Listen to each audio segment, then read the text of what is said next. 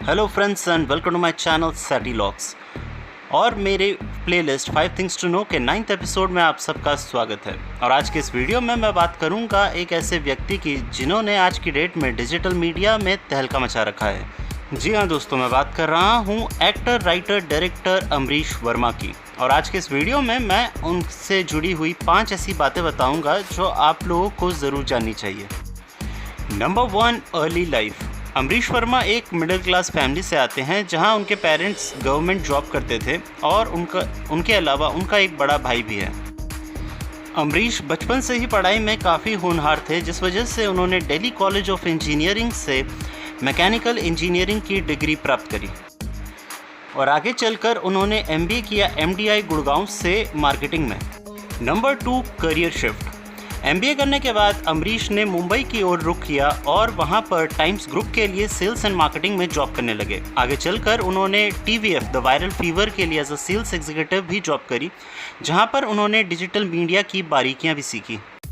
Side by side उन्होंने अपने acting के पैशन को भी फॉलो किया, जिसके लिए उन्होंने एक थिएटर ग्रुप ज्वाइन किया, जहाँ पर वे ऑफिस के बाद अक्सर शाम में या वीकेंड में एक्टिंग किया करते थे।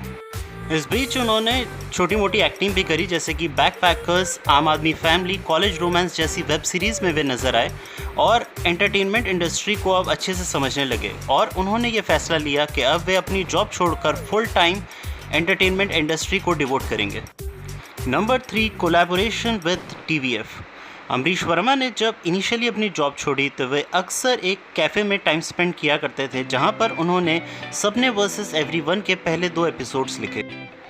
हालांकि इस वेब सीरीज़ को होल्ड में डालकर उन्होंने एक नई स्टोरी लिखी जिसका नाम था डूड, जिसमें उन्होंने एक डिटेक्टिव का कैरेक्टर प्ले किया जो कि एक मिस्ट्री केसेस रिजॉल्व करता है, लेकिन साथ ही साथ वे अपने बचपन के एक डाउट को क्लियर करना चाहता है कि उसकी माँ ने उसे क्यों छोड़ा।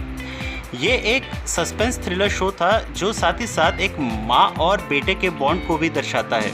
इस तरह की यूनिक स्टोरी लोगों को पसंद आई और ये वेब सीरीज़ हालांकि ज़्यादा लोगों ने नहीं देखी, लेकिन जितनों ने भी देखी इससे अमरीश वर्मा को एज एन एक्टर, राइटर और डायरेक्टर एक पहचान मिली।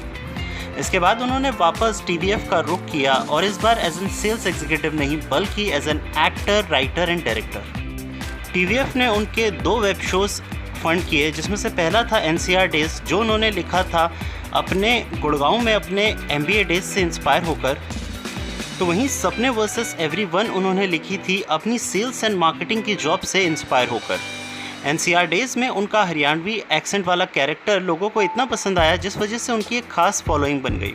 इतनी ज़्यादा कि जब सपने वर्सेस एवरीवन TVF में YouTube के थ्रू रिलीज़ हुआ तो ये काफ़ी ज़्यादा व्यूज़ बटोर ले गया। इतने ज़्यादा व्यूज़ कि Amazon ने आगे चलकर इसके 2nd सीज़न को अपने OTT प्लेटफॉर्म पर रिलीज़ किया। Number 4, philosophy on life. Amrish Verma बताते हैं कि अक्सर उनके पास लोगों के कॉल आते हैं, अक्सर जब भी लोग उनसे मिलते हैं तो कहते हैं कि क्या वो भी जॉब छोड़कर अपने पैशन को फॉलो करें। तो अमरीश वर्मा उनसे मुस्कुराकर कहते हैं कि अगर ये क्वेश्चन उन्हें उनसे पूछना पड़ रहा है तो इसका मतलब वे अभी रेडी नहीं है। और यहाँ पर ख़ास तौर पर एक बात जानना बहुत ज़रूरी है दोस्तों कि अमरीश वर्मा ने अपनी जॉब छोड़ी उस समय जब वे थोड़ी बहुत एक्टिंग कर चुके थे। TVF में वो as a sales executive job करते थे, जहाँ वे डिजिटल मीडिया की बारीकियाँ सीख चुके थे, तो उन्हें पता था कि वे OTT के थ्रू अपने करियर को आगे बढ़ा सकते हैं। अमरीश वर्मा बताते हैं कि उन्हें कभी भी कंफर्ट जोन में रहने की आदत नहीं रही।